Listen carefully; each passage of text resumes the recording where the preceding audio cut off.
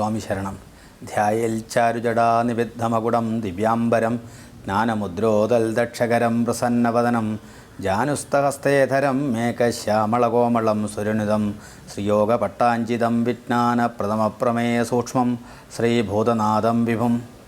2003-2004 വർഷക്കാലത്ത് ഒരു വർഷം ശബരിമല കലിയുഗവരതനായ ധർമ്മശാസ്താവിനെ സേവിക്കുവാൻ അവസരം ലഭിച്ചു. ആ വർഷം വളരെ ഭംഗിയായി കാര്യങ്ങളൊക്കെ നടത്താൻ സാധിച്ചു എന്നാണ് വിശ്വാസം. ആ ഒരു വർഷക്കാലം ഇരിക്കുന്ന സമയത്ത് പലതരത്തിലുള്ള ഭക്തന്മാരാണ് ശബരിമല വരുന്നത്. ആ സമയത്ത് ലോകത്ത് നടക്കുന്നത് എന്താണെന്നും ഓരോരാളുടെ പ്രശ്നങ്ങൾ എന്താണെന്നും ഒക്കെ അറിയാൻ സാധിച്ചു. മറ്റ് ക്ഷേത്രങ്ങളെ സംബന്ധിച്ച് ശബരിമല ഈ കാടുകളുടെയൊക്കെ മധ്യത്തിലാണ്, പൂങ്കാവനം അതുപോലെ എല്ലാം മധ്യത്തിലാണ് സ്ഥിതി ചെയ്യുന്നതെങ്കിലും ശബരിമല നമുക്ക് മേശാന്തി സ്ഥാനം കിട്ടുമ്പോൾ തന്നെ നമ്മൾ അതിനുള്ളൊരു മാനസികമായിട്ടുള്ള ഒരു തയ്യാറെടുപ്പ് നമുക്ക് കിട്ടും. അത് നമുക്ക് ഇങ്ങനെ ഒരു അനുഭവം ഉണ്ടാവുന്നതാണ്, ഓട്ടോമാറ്റിക്കലി ഉണ്ടാവുന്നതാണ്. അത് നമ്മളിങ്ങനെ നേടിയെടുക്കുന്നതൊന്നുമല്ല. ശബരിമല മേശാന്തിയെ കഴിഞ്ഞ് നമ്മളെല്ലാം വിട്ടു, ഒരേ ഒരു ചിന്ത.